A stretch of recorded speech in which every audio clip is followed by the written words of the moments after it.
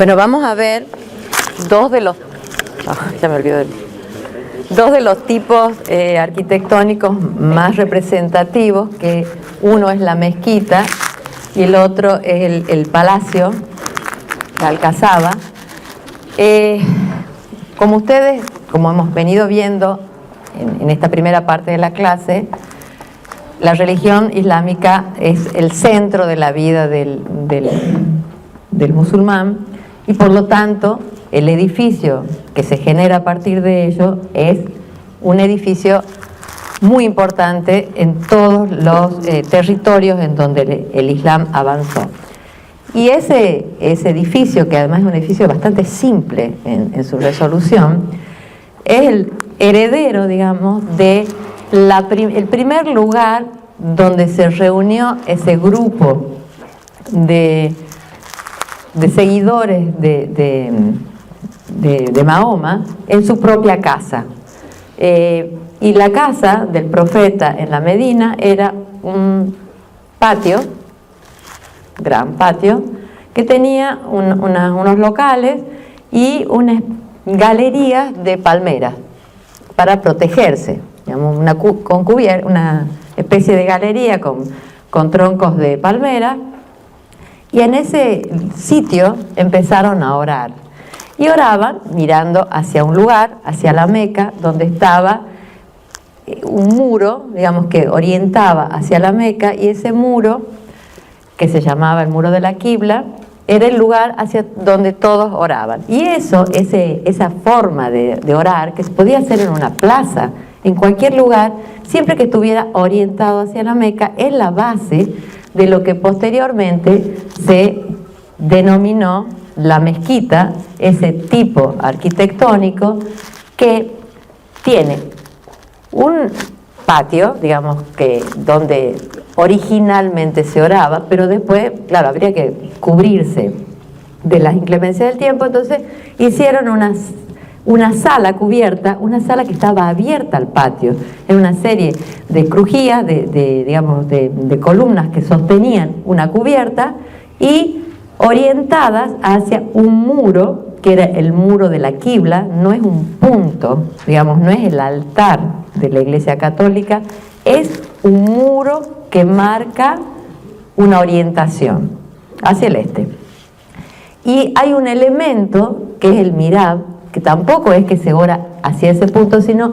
que ese elemento solo está en la pared de la Qibla. Entonces, para que cuando ingresen, y si hay 3 paredes, por ejemplo, porque una da al patio, puedan decir, bueno, esa es la pared que mira al este.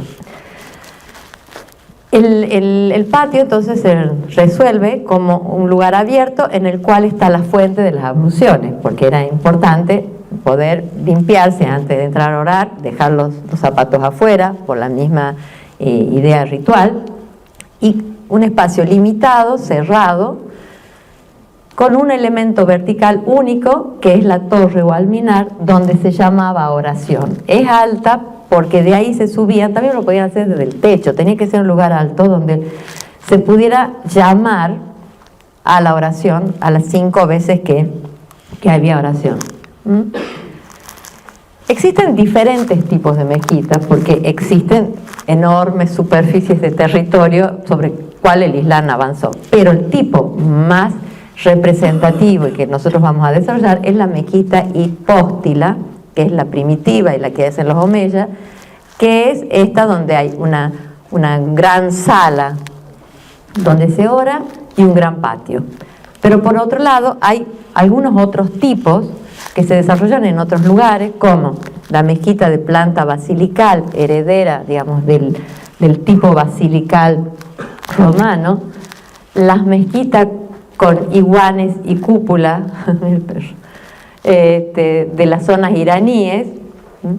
y las mezquitas de planta central con cúpula otomanas, o sea, heredera de la cultura bizantina y posteriormente turca, que son herederas de Santa Sofía de Constantinopla. Entre las mezquitas de sala hipóstila o de pórticos múltiples tenemos la mezquita de Córdoba, la mezquita de Túnez y las mezquitas de Fez, que si bien no son exactamente iguales, tienen las mismas características. Son pórticos paralelos al muro de la quibla, que se fueron aumentando de acuerdo a las necesidades. Cuando había más gente, iba ampliándose la mezquita y permitían proteger a los fieles de la inclemencia del clima. Esa mezquita de Sala Hipóstila entonces reúne esas características que hemos dicho en torno a un lugar cubierto que está abierto al patio, el patio, el alminar, y todo esto limitado por un muro. La mezquita de planta basilical es heredera. Esta es la primera mezquita que se hizo, digamos, el primer edificio importante islámico, que es la mezquita de Damasco, que todavía existe, en Siria, que hicieron los omeyas en el año 700. Lo que toman es ¿ustedes se acuerdan la planta basilical? ¿Sí? De las basílicas romanas, que después las iglesias paleocristianas las toman para instalar su culto. Bueno, esta es una de esas tomadas, pero de otra manera, porque lo que intentan en este caso este es el muro de la quibla, este es el lugar cubierto. Lo que pasa es que la tendencia digamos, espacial es diferente. En este caso es de una planta basilical, pero no tiene diferencia de nivel, que esa es una de las características principales del corte basilical. ¿Cuál es? La nave. Exacto. Pero lo que sí tiene es el patio. En el caso de esta mezquita de Damasco, otro de los elementos significativos es el uso de los arcos, de la estructura de arcos tomada de los romanos, de la misma manera que los acueductos son las que conforman los límites del patio, pero también la separación entre las naves, entre una y otra nave, digamos, como estructura portante, el uso de estos elementos que son fundamentalmente romanos, con algunos rasgos islámicos. Las mezquitas con iguana y cúpula, que son otro de los tipos que habíamos visto, tienen características propias de la zona, digamos, de la zona sasánida, que es la presencia de esto que se llama iwam, que es como un pórtico avanzado que destaca los ejes en los patios y que va abierto en tres lados, vinculando el espacio interior con el espacio exterior. Pero también cuentan con patios, son más complejas, en general responden a las características de la arquitectura persa. Y la mezquita de planta central con cúpula, que hay muchísimas en Turquía. Si ustedes van a Turquía no van a encontrar una mezquita hipóstila, todas son de planta central y son herederas de la planta, digamos, de la tipología de Santa Sofía de Constantinopla, de una iglesia bizantina, que después fue repetida muchísimas veces, pero ya con la función islámica como mezquita. Y uno de los, se hizo mucho más tipológica, por decirlo así, porque este arquitecto del periodo otomano, Sinan, hizo muchísimas mezquitas en Estambul, todas iguales. Tienen variedades mínimas, pero responden a esas mismas características, y que son las mezquitas de planta central propias de esta región. Nosotros vamos a ver el tipo hipóstilo, que es el tipo que se desarrolló en el Islam, digamos, en la España islámica. Todas las mezquitas islámicas españolas son hipóstilas, y la relación que esto tiene además con la iglesia, con las catedrales católicas posteriores, cuando los reyes católicos o el catolicismo recupera España, van a asentar catedrales sobre plantas de algunas iglesias, de algunas mezquitas, o no solo catedrales, sino desarrollan pequeñas iglesias sobre pequeñas mezquitas, por lo tanto, la relación entre este tipo que caracterizó un periodo y el posterior desarrollo a través de su influencia en otro tipo que va a llegar a América, por lo tanto, a nosotros nos resulta más que interesante, no solo para entender cuál es la vinculación entre este tipo y su cultura, sino cómo nosotros hemos heredado cosas que son originarias de esta arquitectura. La mezquita de Córdoba tuvo un largo proceso de desarrollo, en el proceso que fue creciendo la ciudad de Córdoba, fue creciendo el emirato y posteriormente el califato, y la primera tuvo este tamaño, digamos, fue un patio con 11 naves perpendiculares a la quibla, que estaba aquí, y 12 tramos. Y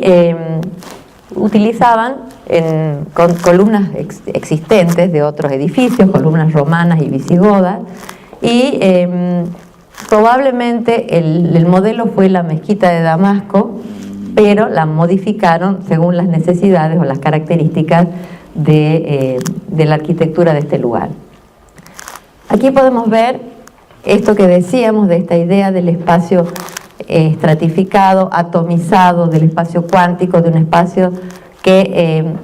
carece de límites, puede extenderse infinitamente, no hay un límite en ese espacio, tampoco hay una tensión predominante. No me puedo sacar esto. Que va un espacio como suma de quantum espaciales, una degradación de la perspectiva, esta foto está así, pero la intención no es esa. La perspectiva se puede conseguir en este punto, pero de pura casualidad, porque al moverse un poquito, todo se modifica y aparecen múltiples percepciones, con la degradación de la aparición de estas pantallas. Además, al estar orientadas en forma perpendicular a la quibla, aparecen más aún como pantallas. O sea, si uno se sienta a orar aquí, esto le aparece como una sucesión de pantallas, este bosque de columnas que, digamos, que sostienen el techo. Esto también, desde el punto de vista de lo estructural, también es heredero de algún modo del modo de construir romano, como el acueducto de Mérida, por ejemplo, que también tiene esta doble columna. El tema era que ellos utilizaron estas columnas que ya existían, columnas, habíamos dicho, visigodas o romanas, que eran bastante petizas. Además había que enterrarlas, por lo tanto eran más petizas todavía, y necesitaban darle mayor altura. Por lo tanto, les sumaron arriba de la columna una pilastra para hacerla más alta. En realidad, el arco que sostiene es el arco de medio punto que está arriba, pero este arco ojival que está abajo sirve para trabarlo, para que no se abra, con lo cual aparece esta doble solución de arquerías, una arriba y otra abajo, que digamos, agrega mayor complicación o riqueza al espacio, y además, para solucionar constructivamente el desagüe, necesitaban poner canales, digamos, los canales de desagüe de cada uno de esos tramos de cubierta en el sector sobre la columna y la pilastra. Por lo tanto, la amplían, no la hacen exactamente del mismo ancho del capitel, sino que hacen esto que va aumentando el ancho de la pilastra para que ahí pudieran desaguar. O sea que hay una relación muy importante entre la función, la forma y la técnica para resolver esta característica arquitectónica de la columna, la pilastra, la cubierta. Y aquí vemos cómo se va resolviendo esta cubierta a dos aguas que desagua en estos canales que están incorporados dentro de la pilastra. ¿Sí? ¿Está claro eso?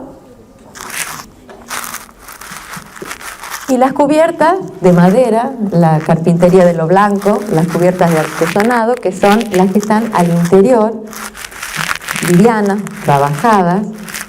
pero que responden a estos mismos conceptos que habíamos visto del uso de los materiales y el uso de doble color o doble material en las novelas. La mezquita fue ampliándose, digamos, en el Emirato de Al-Rahman II se añaden 7 tramos más, pero se repiten, porque no hay límite, hemos dicho, puede crecer indefinidamente para cualquiera de sus lados.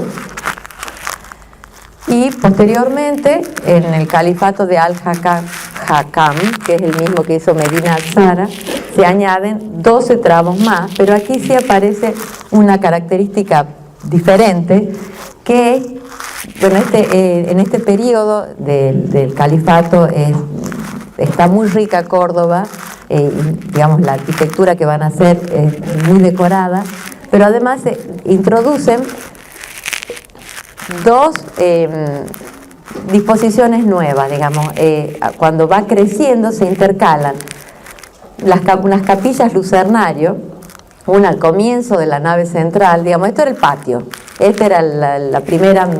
tramo de la mezquita, el segundo cuando crece y este el tercero. Colocan una capilla lucernario al comienzo de la nave central y 3 en el tramo de la Maxura, que es una especie de salita para el califa delante del mihrab, delante de la qibla. Y estas cúpulas se hacen, digamos, para iluminar la sala de oración, que cada vez más grande, estaba oscurísima, porque aquí está cerca el patio y se puede iluminar a través del patio, pero aquí ya han pasado varios metros más y está muy oscura. Entonces, estas nuevas, se incorporan estos espacios nuevos, estos espacios cupulados, resueltos con un sistema de arcos polilobulados entrecruzados, superpuestos, que aseguran estabilidad, pero miren lo que es el tratamiento de esto que habíamos dicho, el uso de estos arcos polilobulados, mixilíneos entrecruzados, y la cúpula antes del mihrab, digamos una cúpula con nervaduras entrecruzadas sobre la maxura, y todo este tratamiento de arcos entrecruzados, muy polilobulados, además de esa idea que habíamos visto de cómo es el tratamiento de los límites, esa falta de continuidad, de texturas, y para el ingreso al mihrab, este tratamiento como si fuera una gran portada, digamos, donde la decoración fundamentalmente caligráfica, todo el repertorio de los atauriques, las lacerías, la caligrafía, con estos arcos polilobulados en la parte superior y un pórtico en forma de arco de herradura enmarcado por esto que se llama alfiz, que es una especie de arco, de pórtico que enmarca las aberturas. Y en la capilla de la Villa Viciosa, que es esta capilla que decíamos que estaba adelante, también un tratamiento en el inicio de la nave central, donde antes estaba el mihrab de la etapa anterior. Posteriormente a esto, que esto está aquí, digamos, esta es la capilla de la Villa Viciosa y estas son las 3 de frente al mihrab, se amplía en el otro sentido, o sea que cada vez crece más en razón de cuánta mayor gente hay, porque en la mezquita los viernes tenía que entrar toda la población. En la principal mezquita de la ciudad debían entrar todos. Y entonces esto es lo que queda como resultante, el gran espacio, el gran salón de oración. Aquí están estas cupulitas, el patio, el alminar y el límite del muro de cierre. El muro exterior, como hemos dicho, la arquitectura islámica al exterior es muy austera, cerrada absolutamente, como un gran muro que rodea una ciudad, con alminar y con contrafuertes para resolver, digamos, las cargas, que no se vuelque, y solo abierta ese exterior, ese límite cerrado, por algunas portadas, como la de San Esteban, que es la más antigua, que responde en general todas las portadas a una composición tripartita, como eran, ¿qué era tripartito de acceso? En Roma, ¿por dónde se entraba? a las ciudades, a los foros. Los arcos de triunfo también eran tripartitos. Digamos, responden al mismo principio, solo que aquí ya no responden a esa necesidad funcional del arco de triunfo tripartito, que responde a un arco mayor para entrada de carro, a caballo y demás, y peatonal los laterales. Digamos, todas estas portadas de composición tripartita responden a aquí una al lado de la otra en los lugares de ingreso principales, y después el resto absolutamente cerrado. El alminar, una de las características de los alminares occidentales es que son de planta cuadrada. Los alminares orientales son circulares, pero este es el elemento que va a permitir además es un hito en la ciudad, pero es desde donde se llama a oración.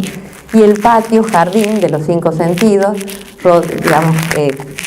donde está no solo la fuente de abluciones, sino que están cubiertos por árboles frutales, fundamentalmente cítricos, naranjos, que tienen varias digamos, funciones. El naranjo da fruto, tiene color, tiene flores, tiene azares, o sea que además tiene perfume, o sea se puede saborearlo, mirarlo, olerlo, más además el ruido del agua que circula entre digamos, las bases de los naranjos. Todo eso es un tratamiento intencionado, digamos, no es casualidad que se ponía ese tipo de vegetación, y que permitía esa recuperación del jardín de los 5 sentidos, del paraíso en la mezquita. El patio rodeado además en las zonas donde no está la sala de oración por galerías cubiertas. Y por último, digamos, el último tipo que vamos a ver, que es en las alcazabas o palacios islámicos en la España islámica, obviamente. Este es un tapiz en uno de esos palacios, en el tapiz de Medina, que refleja o representa lo que era el interior de uno de esos palacios. Tiene en este decorado del Medina Zara, como ustedes pueden ver, tiene la decoración muy parecida a la de la mezquita de Córdoba, porque la hizo el mismo califa en el mismo momento. Y estos palacios son muy distintos entre sí, obviamente. Cuando uno los mira dicen, no, esto no se parece, pero tienen rasgos comunes que los unifican como un tipo al Palacio Nazarí de la Alhambra de Granada, al Generalife de Granada y a la vivienda Palacio de Medina Zara en Córdoba. Este es el primero que se hizo, digamos, ese conjunto de células palaciegas yuxtapuestas que hemos dicho, que ahora es un resto arqueológico, digamos, es un sitio arqueológico que se está recuperando y que tiene cada vez más avanzado el tratamiento, y que podemos ver cómo estas salas, digamos, están organizadas con el mismo sistema que la mezquita de Córdoba, pero el ejemplo más significativo y quizás paradigmático, el mejor de todos, es la Alhambra de Granada, que es un conjunto de palacios que se ha ido haciendo a través del tiempo, a partir de la primera alcazaba, que era ese palacio defensivo en la parte más alta de la ciudad, al que se le fueron sumando distintos palacios o patios con salas que van sumando uno al otro. Bueno, esto es nada de Carlos V, ya en la época cristiana, que se agrega un palacio más que poco tiene que ver desde el punto de vista tipológico y espacial con el resto, pero que el gran conjunto permite la adición de elementos. El espacio, esta idea que habíamos visto del espacio compartimentado, de esta idea de alteración de la alineación, fragmentando el espacio a partir de formas geométricas pero discontinuas. Digamos, este es uno de los patios principales, el patio de los Arrayanes y el patio de los Leones, el palacio de cada uno. con todos sus espacios cerrados y espacios semicerrados que van organizando este sistema, que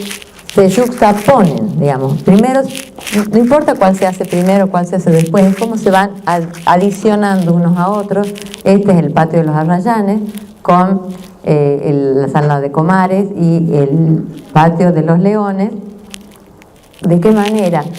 Este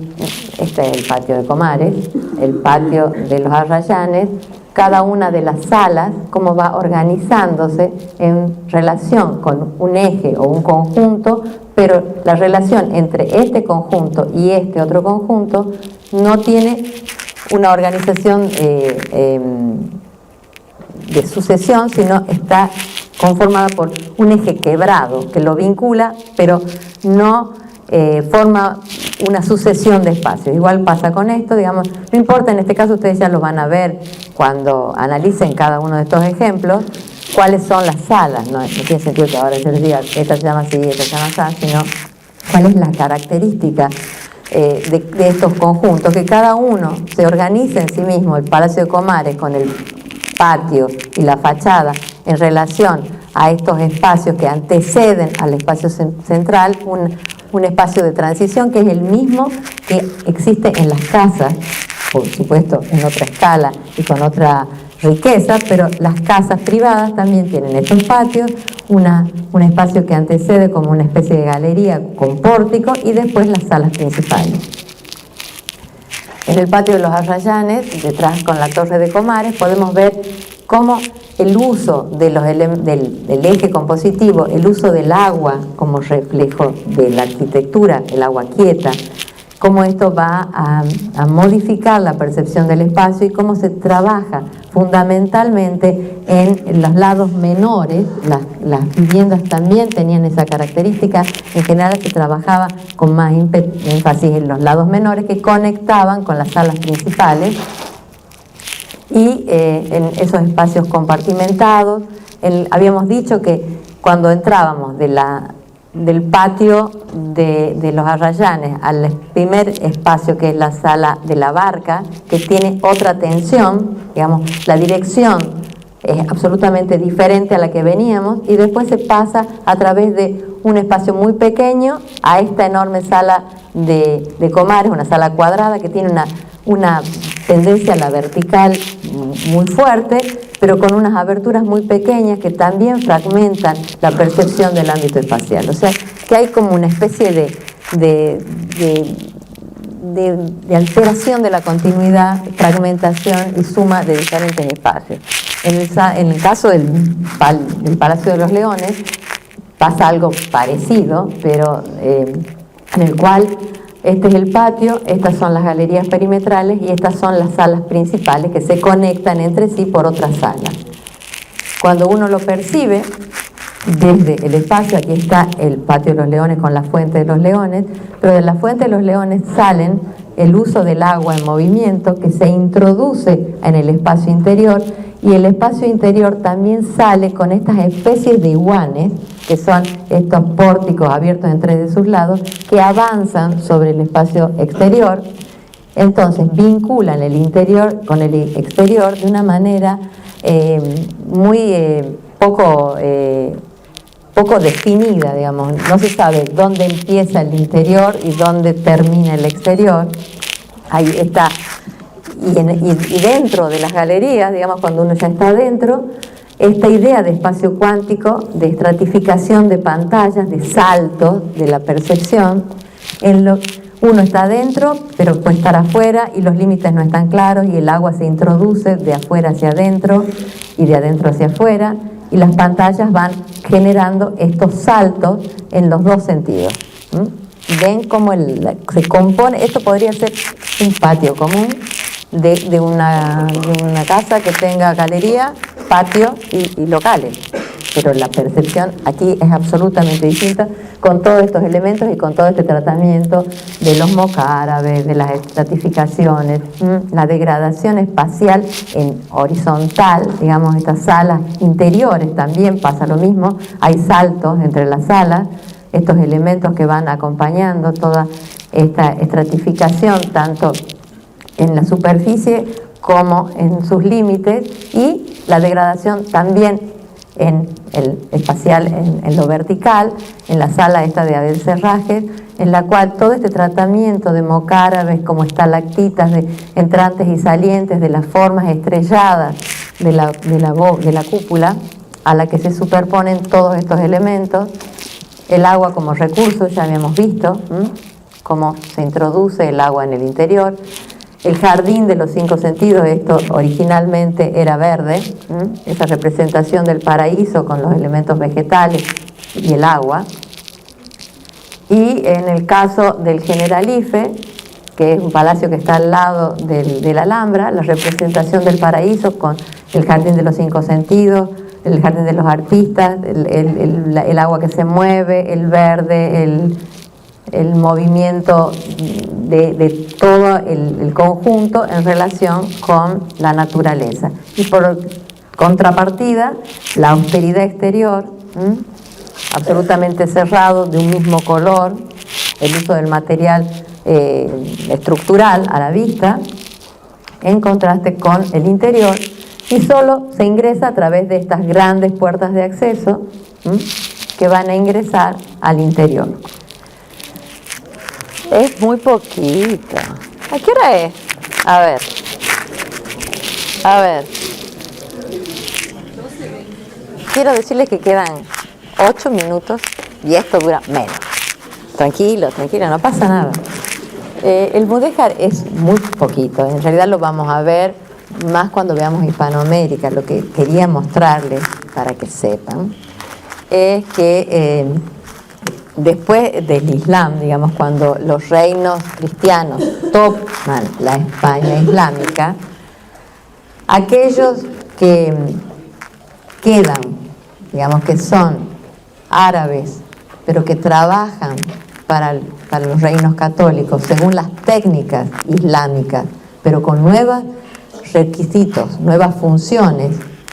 van a generar lo que se llama el mudéjar, que es el sometido, el tributario, el que no se va,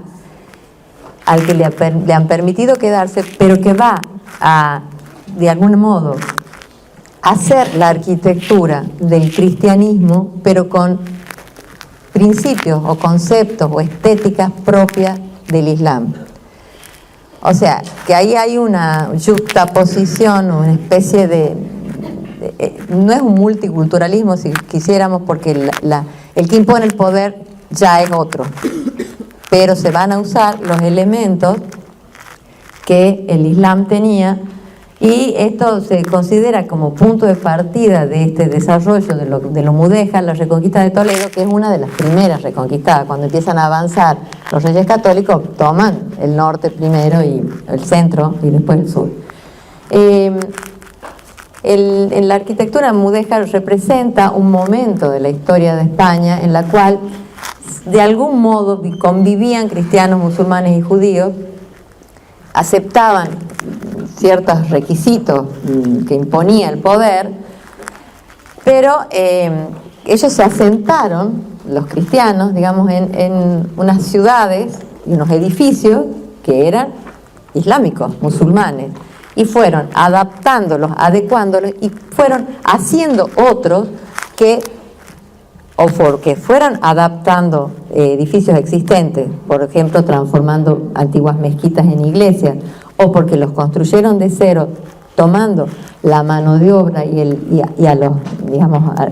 constructores mudéjares. La arquitectura tuvo rasgos mixtos, digamos, de la arquitectura, fundamentalmente gótica, que era la que estaba en ese momento en Europa cristiana, la Europa cristiana, y la arquitectura islámica. Entonces nosotros podemos ver como ejemplos de iglesias mudéjares toledanas que después se van a trasladar como tipos genéricos a América, por eso las vemos, porque tienen rasgos góticos mezclados con rasgos islámicos. Tienen los alminares, tienen el artesonado, las cubiertas de madera, la carpintería de lo blanco, el uso de arcos ojivales, estos elementos que se van a ir repitiendo en las iglesias mudéjares toledanas, en las sinagogas mudéjares toledanas también, o sea que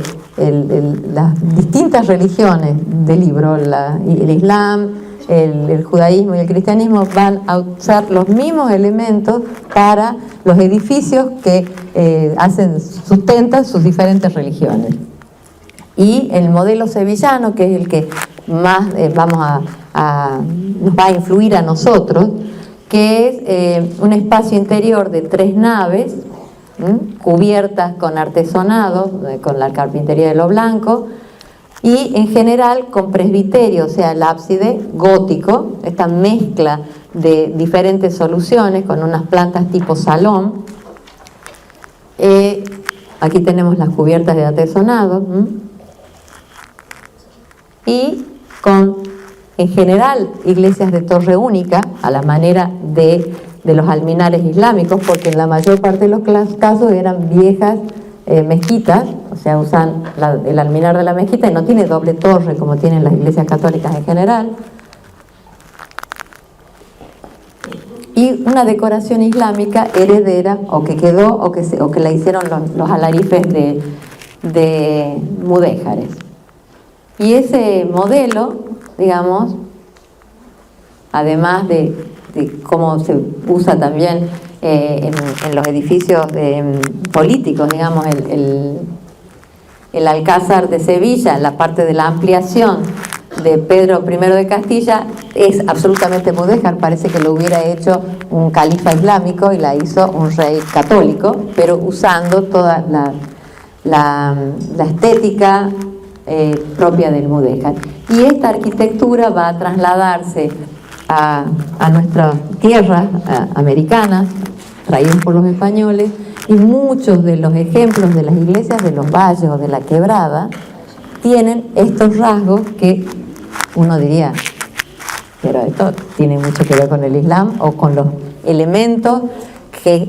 propios del Islam traducidos a nuestras tierras americanas.